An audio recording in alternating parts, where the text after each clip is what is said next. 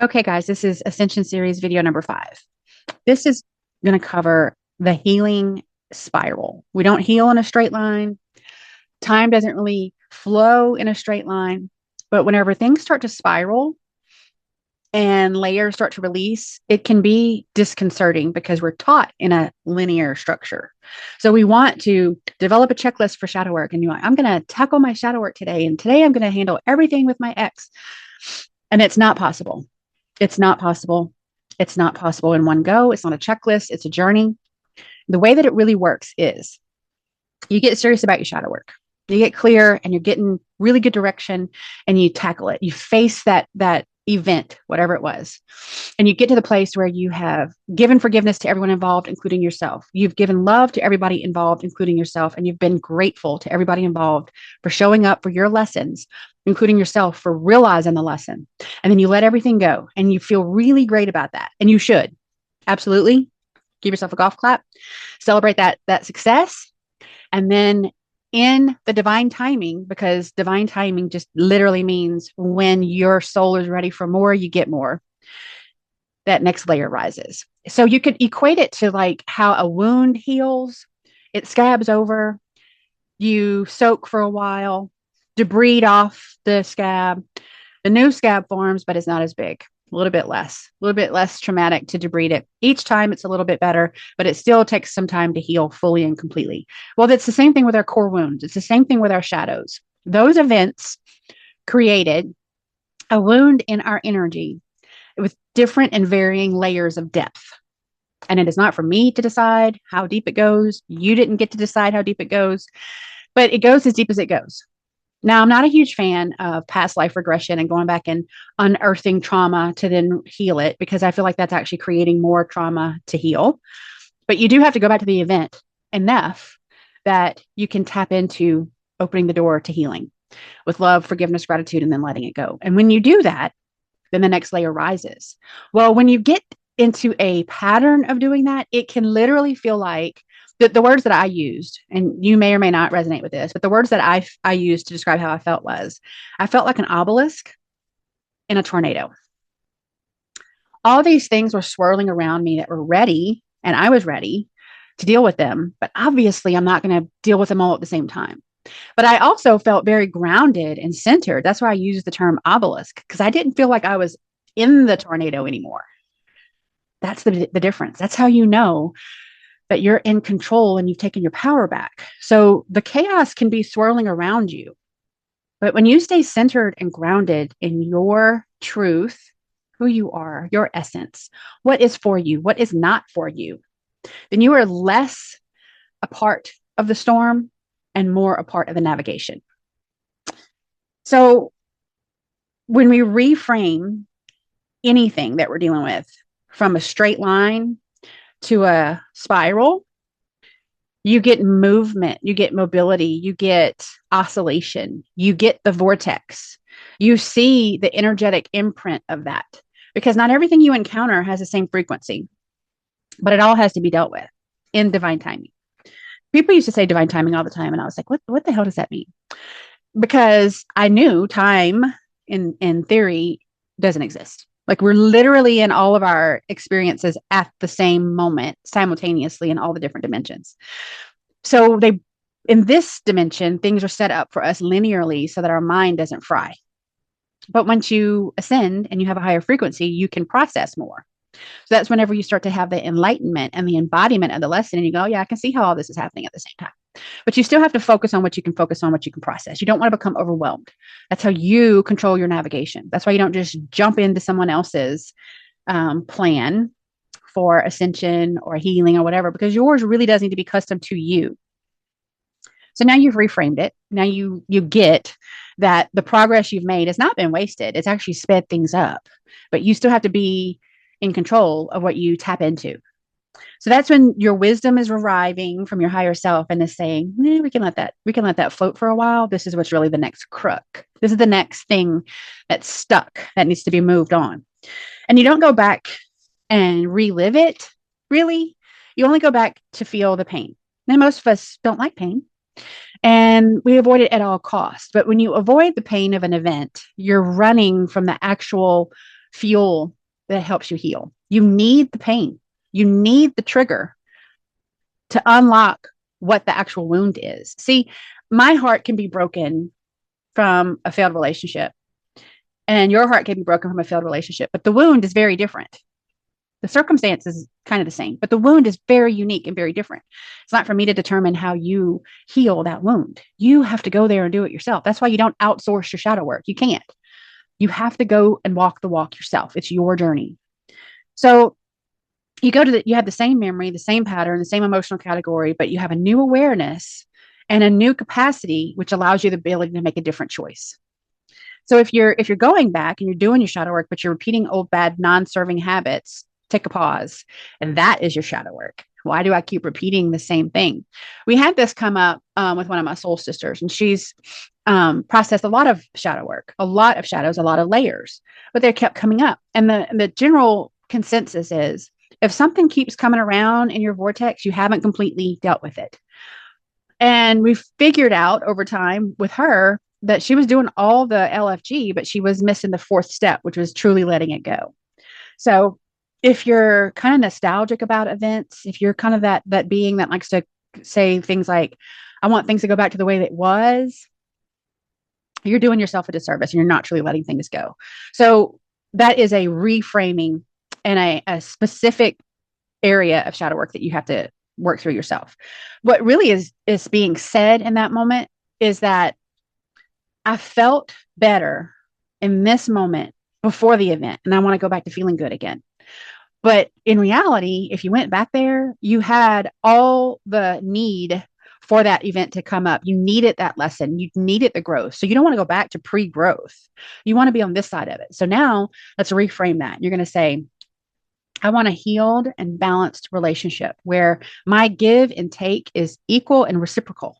I want to feel validated. I want to feel loved. I want to know that I deserve love. I don't want to question my own place in my own relationship. So you really want to go into it with full and complete, genuine, authentic presence. Most people don't have that prior to a growth event. They have it after.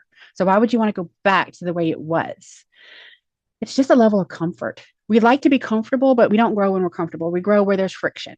We grow when we run out of room where we've been hanging out. Ask the snake.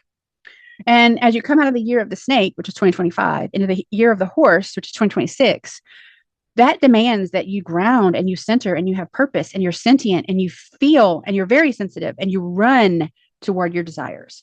You're no longer passive about it. You're taking your big energy that you now have and you're moving forward with purpose. Now, the nervous system, I think in my own case, I had a really disillusioned idea of how I controlled my nervous system, and it's really the other way around. And let me explain. When you are, for me, using myself as an example, I was always high stress and overscheduled, to a lot of work and not a lot of sleep and no time for myself. And when I did take time for myself, I felt guilty. And the thing, the rat race. Well, then my work life, my professional life, my personal life, it kind of all looked the same. Like instead of saying I have a stressful job, it morphed into I have a stressful existence. Everything was stressful. I created it that way. I chose things that I knew how to handle. And this is going to sound kind of crazy, but if you've been there, you understand. I was a critical care nurse, charge nurse in the emergency department. My entire life was falling apart personally. And I felt so secure and grounded at work. Now, does anybody in the ER know what's going to come in the next? No. And that like organized chaos was exactly what I thrived on. That was an aha moment for me eventually. It didn't happen soon enough. It happened in divine timing, right? So I realized that I had put myself by free will, choice, and consent into situations that never gave me a break so that I never realized how much healing I needed to do. Does that sound familiar? When you find that you are saying yes to everything and your entire body is telling you, we don't have energy for that. But this little voice in the back of your head is saying, yeah, as soon as we get a break in the schedule, we're coming for you because we've got a lot of healing to deal with. Well, you don't want that, do you? I mean, you do. The spiritual you, the soul you wants it. The ego is like, nah, we don't want to deal with that right now. Let's keep doing some fun shit. And that's the paradox, right? Because for me, I just kept chasing jobs. I'm like, well, I got this side hustle and I got this side hustle and I got to work. I got to pay the bills. I got to have some saving. I always had a logical, matrixy reason for making the choices I made. At the end of the day, I was harming myself and I was making my shadow work journey that much deeper and that much harder. So your nervous system gets trained to brace for the life that you are living. So whenever you finally, by choice or by force, have a different set of circumstances. So people realize this during COVID when they suddenly was not working the way they used to work and did not have the ability to overschedule and did not have the ability to run out of the house and do things all the time. They were forced to start healing. They were forced to deal with their shadows because they were sitting at home alone or drastically low numbers of interactions. And this was the catalyst for a lot of people's awakening. It wasn't just what was happening with the pandemic. It was also the catalyst that the silence brought. And nobody liked that. But I did learn, and you will too, that your nervous system needs a breath, needs the space to be safe to exhale. And it will not read safety until our bodies, our mind, our ego is feeling safe. So you can literally say positive affirmations until you're blue in the face. I am safe. I am whole. I am sovereign. I am wise. I am abundant. All the things. But if your literal body does not know what's coming next, your nervous system doesn't believe a word you're saying. And those things are not going to happen because your body has to heal in order for your nervous system to recognize we are no longer in battle. See, my body thought we were in battle every single day because that was a life I live and that was a life I chose because it's what I knew. And I kept doing what I did best, but that was really causing more harm than good. So when a new layer surfaces, it means that you're making some progress in your nervous system. Your nervous system is saying, okay, we can handle a little bit more healing over here. I think it's safe to let this one rise and let them feel it and we'll process it and then we'll see what comes next. And it's not about you in a cerebral state saying, I'm ready to do my shadow work. I've heard this a lot of times. I've set aside the weekend and I'm going to do my shadow work. I commend you for making the intention and setting the time aside, but you can start your shadow work. You can get serious about your shadow work. You're not going to complete your shadow work in a weekend. It's not going to happen. Start it anyway. And it's not punishment. As a culture of people, I think that we tend to feel like we're being victimized, but reality is you victimize yourself.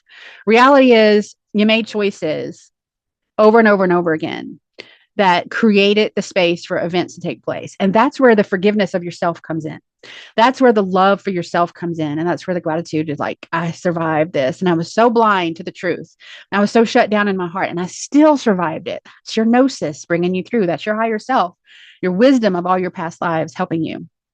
So that feeling is healing. But when you overschedule and avoid, that's bypassing. So if you think you're not spiritual bypassing, but your schedule needs a schedule, you're spiritual bypassing. So shadow work without shame is the name of the game. We don't participate in low vibrational things like guilt, shame, blame, chronic pain, and trauma over and over and over again. That doesn't do any good for anyone. We're not going to live in the pain. So here's what you need to hear. If you shame yourself for spiraling, you slow your healing spiral down. So don't blame yourself because the layers are starting to come up. Congratulate yourself because you've made space for the layers to rise. If you have things that have been pushed down and secured so tight, you haven't seen them like ever, and you've done the work to loosen that and they're starting to pop up, that's something to celebrate. That means that you realize that you can let go of that white knuckle grip you think you have on your life and let the healing start happening. See, a lot of people say, I want my life to change. Why isn't my life changing? Why do I keep attracting all these narcissists? Why can't I find anybody that truly loves me? And to every being that's ever said that to me, I say this. Go to the mirror. Look at that face in the mirror. Look at yourself and ask, why don't I truly love me? Why do I feel like I need a narcissist in my life? Because when they arrive, it's up to us if we invite them in and allow them to stay. When those layers come up, it's up to us. That is the thing you have control over. You don't have control over other people. You have control over you. So you have to start with you, the face in the mirror, and get real with the role you played in lots of things, lots of events that you now need to go back and LFG. You're a part of the crowd. You're a part of that event. The spiraling isn't asking for you to be guilty or feel shameful or feel sorry. It's just saying, let's be accountable. Let's just let the chips fall where they may. Let's just be accountable and move on. So don't feel like you need to be sorry. You just have to realize that you deserved healing all along and you were avoiding that because we don't want to hurt. And when you're ready to face it, you face it with the ugly cry. You can face it with laughter. You can face it with sarcasm. Like, that's fine. But however you deal with it is how you deal with it, as long as you're dealing with it genuinely. And you want to embody the lesson. That's way more important than enlightenment. So we could debate this forever, but this is my opinion because I'm pretty sure you've encountered these folks. So they can quote you Bible scripture and they can quote you from all these big ascension gurus and things like that. But what are they doing? What have they done with all that knowledge? How have they used all of that enlightenment to embody their own lessons? Have they? Many times they have not. Just say it. So healing is showing up for yourself. That's why I can't heal you. I can be an assistant. The archangels are assisting you. Your spirit guides are assisting you. Your dragon may be assisting you. Your spirit animals, whatever it may be, Source, Sophia. But you are driving your ascension train. You are driving your shadow work train. That spiral pulls you back into your heart.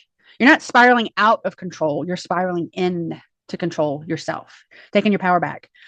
So choices and trusting yourself and believing you when you say, that's not for me, and you let it go without a second thought, that's sovereignty, my dear. That is sovereignty. That's when you go, oh yeah, that's different. And it feels really good. It does feel really good. So when you're no longer looping and all the negative, low vibrational stuff of blame and shame and guilt, and you did that, and I don't know why you did that, and that's a waste of time. If you truly want to heal, you're not going to keep giving that energy. You're going to move beyond it. You're not stuck unless you choose to be stuck. And a lot of people choose to live in their pain. Like they put in a change of address to Painville and they just stay there. They just want to talk about their heartache and they want to talk about their abuse. They want to talk about the trauma and the manipulation and how horrible men are. And what does that accomplish? It's just another layer of trapped emotions that you're sticking into your energy body that somebody along the way is going to have to clear. And then you're going to add more. No, heal it. I mean, people do truly get stuck in that, and that's what they get comfortable with, and that's what they know. That's a choice. But if you're truly ready to heal, you don't want any more of that. It feels toxic. You recoil. You're like, no, that doesn't feel good anymore. Follow that. Nothing that returns does so without permission from your higher self. So when you've got that repeating thing, you're like, I have dealt with this before. Why is it coming back around? Because it's a deeper layer. It's a layer that's been released by another episode of shadow work, a realization, a reconciliation, and it's time. So deal with it. And then when you deal with that, eventually you get through it. And the one thing I will add to this is a lot of people don't take into consideration our own contracts and agreements in life. Every single soul being that comes into a body, we are spiritual beings having a physical existence. We choose a body. When we choose that life, we choose how we arrive, we choose our name, we choose our family, we choose what part of the planet we're going to be in, we choose whether we're going to be male or female, we choose whether we're going to be a full and complete pregnancy or leave as a miscarriage or stillborn or abortion. We choose that. We also choose our villains. We choose the events that are going to give us trauma, that are going to give us the opportunity to evolve and transcend out of that physical frequency range. And we choose our exit. Most beings choose how they leave that life, whether it's going to be a heart attack or cancer or suicide. All sorts of different concepts are available depending on the time that they're in. And they all have a purpose. And that knowledge helped me immensely in my own life. Some of my very early videos, I speak about it intermittently, but I was widowed when I was 21 and it was my soulmate. And so we were together for a few years and he died in an accident very early. And it took me so long. It took me like 25 years to deal with that pain because that covered that in a different video. But the point I'm trying to make here is we chose that before we ever came into this life. And in the moment, I would not have been able to accept that we chose that because it hurt so fucking bad.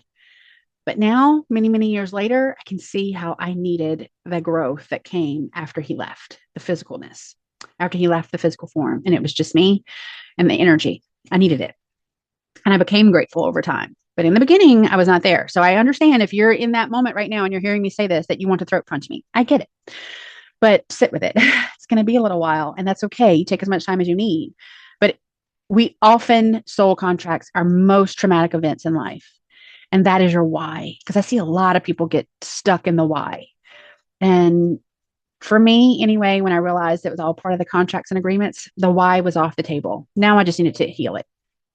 I hope this has helped you. Drop a comment if it is, if you're confused, or if you want assistance. Check out my stand store. I have a couple of easy offerings there that can get you started down your own spiritual journey. I am just an assistant. See you next time.